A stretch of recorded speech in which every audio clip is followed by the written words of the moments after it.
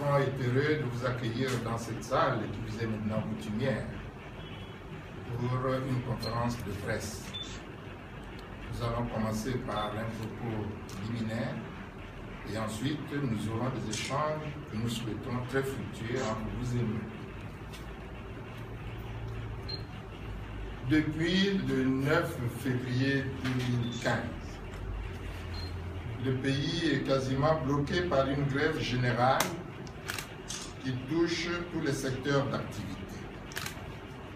Les syndicats, regroupés autour de la dynamique unitaire, exigent du gouvernement, entre autres, la mise en place d'un nouveau système de rémunération, un nouveau système de pension de retraite et le paiement des services rendus aux fonctionnaires appelés à faire valoir leur droit à la retraite. Au lieu de s'atteler à trouver des solutions à cette situation qu'il a lui-même créée en multipliant des promesses, le pouvoir dit émergent tente de jouer les prolongations à l'instar de la rencontre prévue ce matin à la présidence de la République. Le rapport final du fameux dialogue social tenu à Ngonje du 27 novembre 2014 au 16 janvier 2015 ne sera remis à M. Ali Bongo Ondimba que ce matin. Quelle comédie! M. Ali Bongo Ondimba n'a pas attendu les conclusions de ce rapport pour faire de manière solennelle des promesses lors de son message à la nation le 31 décembre dernier. Comme à son habitude, il ne les a pas tenues, ces promesses.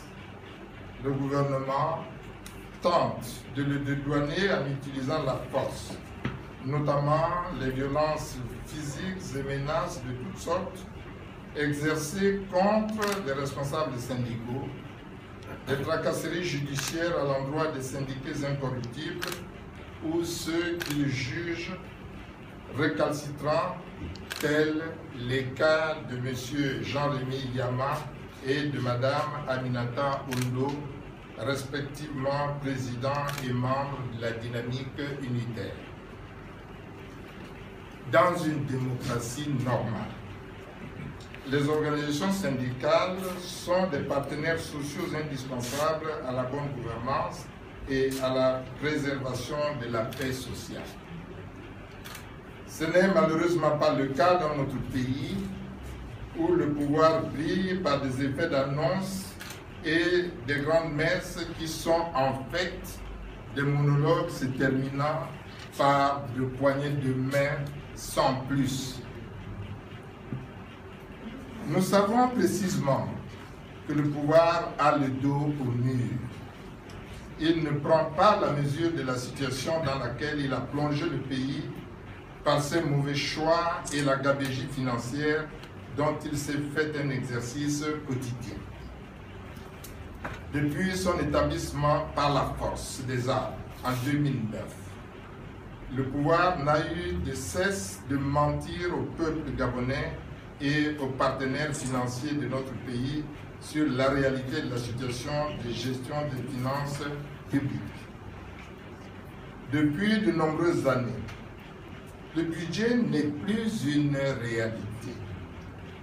Le vote de la loi des finances, l'exécution du budget de l'État, la tenue des comptes publics n'obéissent plus à aucune règle de droit. En des termes très clairs, en matière de gestion des finances publiques, le Gabon est passé de l'état de droit à l'état de fait. Le constat est là, il s'impose à nous. Le mécontentement est général. Il se traduit par des grèves dans pratiquement toute l'administration sans que le secteur privé ne soit en reste. Les licenciements s'opèrent en masse dans la plupart des secteurs d'activité.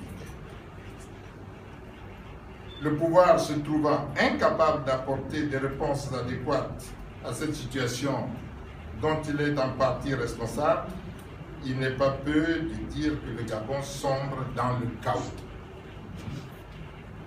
Les faits sont têtus. Les écoles aujourd'hui sont fermées. Le risque d'une année blanche pèse sur nos enfants. La prime d'incitation à la performance est une invention du pouvoir qui relève de la pure démagogie et pour le paiement de laquelle il éprouve d'énormes difficultés. La vérité est là. Ali Bongo a échoué et il doit en tirer les conséquences politiques qui s'imposent, d'autant que la confiance est rompue avec le corps social. Le front ne saurait rester muet devant cette situation qui fait courir au Gabon un énorme risque d'implosion sociale. Il demande aux autorités établies de tenir compte des justes et légitimes revendications des travailleurs gabonais. Enfin, le front appelle le peuple gabonais à marquer sa solidarité avec les partenaires sociaux, forces vives de la nation dont la préoccupation essentielle demeure l'amélioration des conditions de vie et de travail des Gabonais, les conditions d'études de nos enfants et les soins médicaux de tous les citoyens. Je vous remercie.